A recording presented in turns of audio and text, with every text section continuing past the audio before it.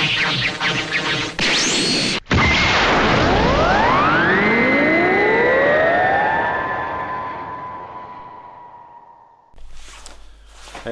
guys, what's happening? Welcome to another video blog. Merry Christmas. Got the Christmas tree in the background here at the old family house.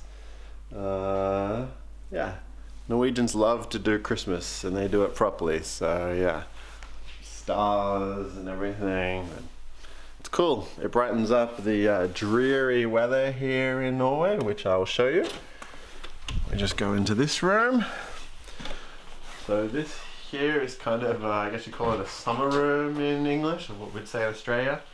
In Norway, it's called a winter room, and it's cold as in here. It's not insulated, so it's the same temperature in here that it is outside, but it allows me to kind of have a bit more room to get some things done. Here's the weather outside, cold and wet and grey. That's normal Norwegian weather. You grow to deal with it, I think. I wish we had snow, but we had snow and then it melted, so global warming, I'm guessing, I don't know. Anyway, so a few little projects going on here. The carpet that I just started and then just stopped for some reason, but yeah, I bought this when I was back in Australia. It's actually for an R32 Skyline. Cefiro's and R32 share the same chassis and floor pan, so this should fit. I'm looking at the width. I'm a bit worried about the width, but we'll see. It should work. Yeah, that's as far as I got, marking it and then cutting it, and then I just stopped for some reason. So the whole interior of the Cefiro is pretty much stripped at the moment. The dash and everything is still there, but I really want to clean up the interior in it. I don't like the color of the interior, so I'm kind of deciding what to do with that. But carpet is one of the things I want to get done, and I want to put some sound insulation stuff in there and clean up some of the wiring for the stereo and stuff. So I'll be trying to do that over winter if I can get motivated and deal with the weather and stuff. So yeah, we'll see. I really have to get my motivation back for the project, unfortunately. It's kind of just died off a lot after the engine blew and everything, plus with family and work. I just don't get the time or the I don't have the effort really to go out there and work on it and deal with the cold. So yeah, but we'll continue on. We'll get it done. Other thing, there's the engine sitting there. That's the cylinder head, all wrapped up. I'll be using that again because it survived the damage. There was no real debris from the failed bearing or anything in there. One of the cams though didn't look very good, so I've got something for that, which I'll show you in a second. There is the engine block, RB25 Neo. That I believe is sold. I had someone that's going to buy that. So I've sold the whole bottom end from that engine in its current state. And the good news is I have another bottom end being built for me. So Julian from Garage D over in England, who is a good friend of mine who I've met at Garterville a few times. He follows me on Instagram, so he knows the story with the car. I got in touch with him, asked if he had anything, and they did. They had an RB25 Neo sitting there that needed some work. So he's going to build me a whole new bottom end just to factory specs. It's not being forged or anything, it's just using standard pistons, standard rods. But he's rebuilding it with all new bearings. It's being decked, and it'll hopefully be a lot better than the last one. So, and the good thing is he's actually coming over here to do some ice driving, so he's going to bring it with him. So that way I don't have to worry about shipping and taxes and everything else here in Norway, which sucks. That's one of the worst things about Norway. Like, finding parts here is just ridiculously hard. Compared to southeast Queensland and Australia, where I'm from, where I could literally walk down the street and trip over RB25s. It's like here, they're just like, I don't know, this rare commodity. They're impossible to find things, and when people have them, they want ridiculous prices for them. Like, I found one guy that had an RB25 Neo crank, and I hit him up and I was like, man, I know you've got a crank, it's just sitting there, you're not using it, you're not doing anything with it, can I buy it from you? Because it helped me out. And he wanted like $2 grand for it. So I was just like, whatever, don't worry about it then. So that sucks. I feel like I whinge a lot about Norway, but it's kind of hard not to sometimes. I apologize for that. But yeah, but thank you so much, Julian from Garage D. I'll put a link down below for him if you ever need parts or anything. He's such a cool guy. He knows his stuff so well. The diff in the Cefiro was built by him.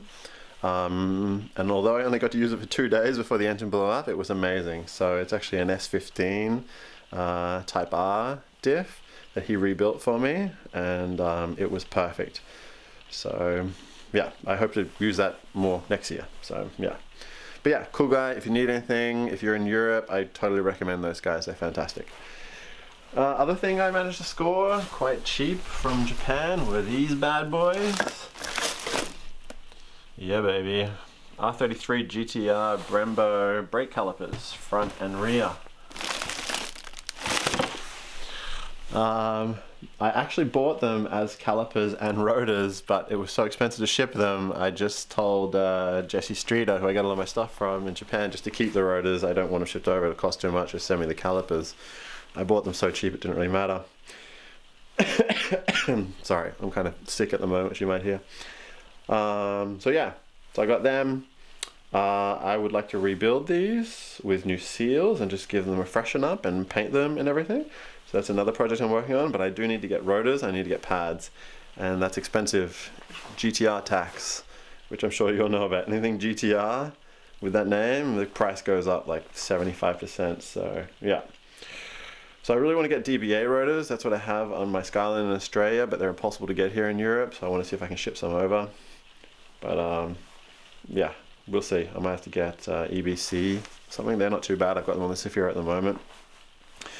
But just cash at the moment. I can't really afford it. But this will be fun to do. Just clean these up and repaint them and everything and put them on the Cefiro. Maybe. I don't know. Or sell them if I need the money. But let's go out to the garage and have a look at the Cefiro. That's the car at the moment. Let's put on some lights. But yeah, it's a bit of a mess as usual. We can have a look. Stuff everywhere. There's the gearbox. Let's have a look at the interior. Yeah, you can see, maybe you can see, it's kind of dark at the moment, but yeah, it's all been stripped out, carpet, seats, everything. I'm going to buy some just sound editing stuff in there, and yeah, put the new carpet and stuff in, so that should be good. And let's have a look. This little bad boy package right here. Hang on a second, I'm going to grab it out. So, overnight parts from Japan.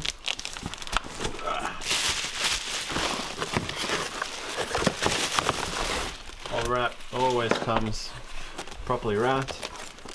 These are new seals for the G-Ready sandwich plate and the little sensors that go into that. I didn't want to reuse any of the seals at all, so I want to replace everything. Try and do things properly.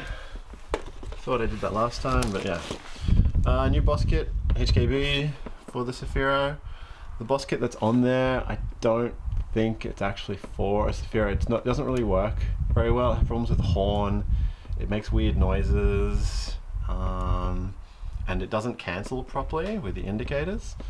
So yeah, these are pretty cheap. And yeah, so I'll put that on. Now, for the piece de resistance. This one's here. It's on my fun cams. Where we got it at, we just leave it in there. Oh, it's gonna be too hard to get out. You all know what cams look like, but yeah. Tony Pun cams, Type B. My other cam, which I can maybe show you, we'll go over and have a look. There it is. Can you see that? She's broken right there. That was the exhaust cam. So I'm assuming that either it was not removed properly in the right order sequence, which you have to do with camshafts. I'm no engine building expert, but even I know that. I don't know, or maybe it was dropped or something. I don't know. Anyway, we got new camshafts for that now, so that'll be good. That'll add a bit more top end power, and yeah, that'll be interesting to see when it goes on the dyno, if that ever happens. So, but anyway, I have tried to be organized. Like, everything's just kind of like, you know, I put everything into the cardboard here and kind of label it all. I have this box where I've just been labeling all the bolts and everything, so yeah,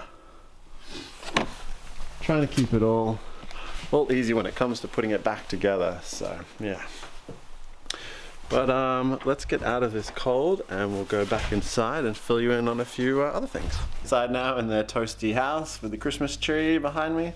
So yeah, a few other things. Massive thank you to everyone that has bought colouring books over Christmas. I apologize that some of them were late, especially for people in Australia.